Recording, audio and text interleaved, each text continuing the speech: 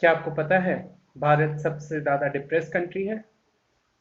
5 करोड़ से ज़्यादा ग्लोबली पूरी दुनिया में जो यंग पीपल्स हैं वो हाईएस्ट सोसाइटल रेट में मेंशन्ड है। डब्ल्यूएचओ के अनुसार 6 में से 1 फीमेल्स और 8 में से 1 मेल्स जो हैं वो डिप्रेशन से सफ़र कर रहे हैं। एवरी ईयर 8 लाख लोग सुसाइड को अटेम्प्ट कर रहे हैं, जिसमें से हर 40 सेकेंड्स में जिनकी डेथ हो रही है सुसाइड में, और हर 3 सेकेंड में वो सुसाइड को अटेम्प्ट कर रहे हैं। National centre for biotech information के अनुसार उनका मानना ये है कि long term anti depressant use करने से हमारी सेक्सुअल लाइफ, हमारी स्लीपिंग, हमारी बॉडी पे और हमारी जो वेट लॉस है इस पे ये इफ़ेक्ट करती है, हमारी बॉडी पे बहुत ही गहरा प्रभाव डालती है। डिप्रेशन एक बहुत ही बड़ी मेंटल कंडीशन है, इसको रोकना, इससे हमें बचना बहुत ही ज़रूरी है। बस हमें ये जानना ज़रूरी है कि जो हमारी मेंटल कंडीशन है वो कितनी गहरी है। इनके साइन एंड सिम्टम्स की बात करें तो इनको सबसे ज़्यादा है चिंता। चिंता की वजह से इनको अकेलापन महसूस होगा, इनको अपनी लाइफ में फेलियर नज़र आएगा, इनको आप ऐसे समझिए कि ये दुखी रहेंगे हमेशा। दूसरा सिम्टम्स है इनका नींद ना आने का।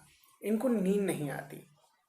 चिंता की वजह से, घबराहट की वजह से इनको क्या होता है कि नींद की प्रॉब्लम हो जाती है। अब नींद बेसिकली 7 से 8 घंटे तक कहा गया है सोने को। फिर थका थका महसूस करेंगे, रेस्टलेस रहेंगे, मतलब सुबह उठेंगे तो एकदम ऐसा लगेगा कि ये सोए ही नहीं थे क्या, तो ऐसा रहेगा। तीसरी बात है, ये सारी चीज़ें होने के बाद जो मैंने अभी पहले बताई, उसके बाद ये लोग अल्कोहल, सिगरेट्स, ड्रग्स और इन ऐसी चीज़ों पे फर्दर प्रोसीड करते हैं कि मुझे रिलैक्सेशन मिले, मेंटल रिलैक्सेशन मिले। एंटी डिप्रेसेंट जैसे हैं वो हाई डोजेस पे वो लेने लगते हैं। क्या डिप्रेशन बॉडी पे इफेक्ट करता है? हाँ, करता है। हमारी बॉडी में बहुत ही ऐसी फिजियोलॉजिकल एक्टिविटीज़ होती हैं जिससे कि अगर हमने अपना रूटीन में जो हम चीज़ें कर रहे हैं वो हमने नहीं किया तो हमारी जो फिजियोलॉजिकल बॉडी है वो चेंज हो जाती है। जैसे कि स्लीप पैटर्न्स, जो हमें 7 से 8 घंटे सोना था, हमारी बॉडी इंसोम्निया की कंडीशन में चल जाती है, मतलब नींद नहीं आती है हमको। हमारे एपिटाइट बढ़ जाता है, मतलब कार्बोहाइड्रेट क्रेविंग बोलते हैं जिसको। इसको मैं समझाता हूँ कि ऐसे लोगों को जंक फूड, चाहे हाई कार्बोहाइड्रेट जो जिसमें रिच रहता है, जैसे पिज़्ज़ा, बर्गर, जंक फूड जितने भी हैं, सब वो क्रेविंग उनको होने लगती है। अ, दूसरी चीज़, इनको मूड स्विंग्स होने लगते हैं। हमारी बॉडी में अभी हम खुश हैं और एकदम से दुखी हो गए, किसी ने कुछ कह दिया, अभी हम हंस रहे थे फिर एकदम से गुस्सा हो गए।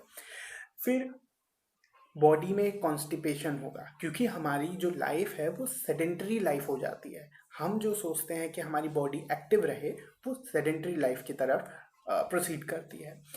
अ, हमारे हेडेक्स होते हैं वो माइग्रेन का रूप ले लेते हैं। हमारे चिंता और अ, परेशानी की वजह से हमारा वेट लॉस हो जाता है, क्योंकि हम टाइम से कुछ चीज़ें नहीं कर रहे होते हैं। क्या आपको पता है कि डिप्रेशन किस वजह से होता है?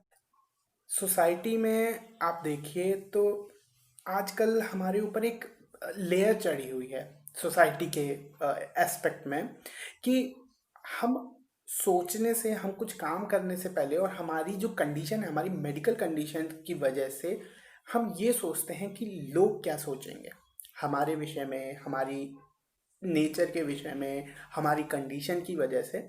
सो सबसे मेन कारण है डिप्रेशन का, वो यही है कि लोग क्या सोचेंगे। एक कहावत है, जैसा खावे अन्न वैसा होवे मन।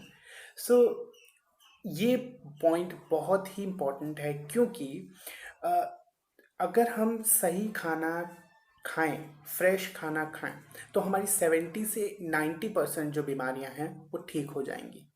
विटामिन बी ट्वेल्व हमारा मिल्क, बादाम, हमारे पालक, ब्रोकली, दालें। विटामिन डी विटामिन डी बहुत ही ज़्यादा इम्पोर्टेंट है और ये हमें मिलेगा सूरज की किरणों से। सूरज की किरणें मतलब आपको धूप में बैठिए, सुबह की धूप मतलब 6 से 7 और 6 से 8 के बजे की धूप जो बहुत ही ज़्यादा इम्पोर्टेंट रहती है। Omega 3 fatty acid, omega 3 fatty acid हमारे फूड सप्लीमेंट में बहुत ही ज़्यादा इम्पोर्टेंट होना चाहिए। ये हमें मिलेगा हमारे अखरोट से, अलसी से और हमारी फूड सप्लीमेंट्स जो फिश ऑयल आते हैं उन सब से। जैसा कि मैंने आपको पहले बताया कि हर पेशेंट में डिप्रेशन के जो साइन एंड सिम्टम्स होते हैं वो अलग अलग होते हैं।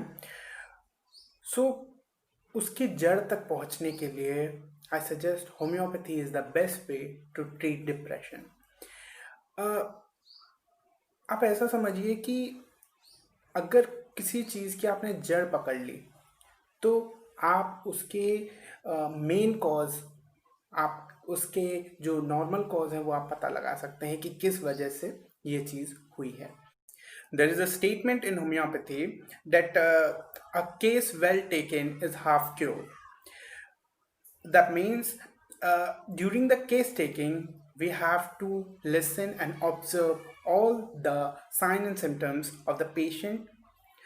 That because we are going to select a similar medicine. There are some medicine in homeopathy that can be individualized by the sign and symptoms of the patient. Uh, जैसे कि अगर किसी को डिसअपॉइंटेड ऑफ लव की वजह से depression हुआ है तो ignatia is the best medicine to cope up with the depression.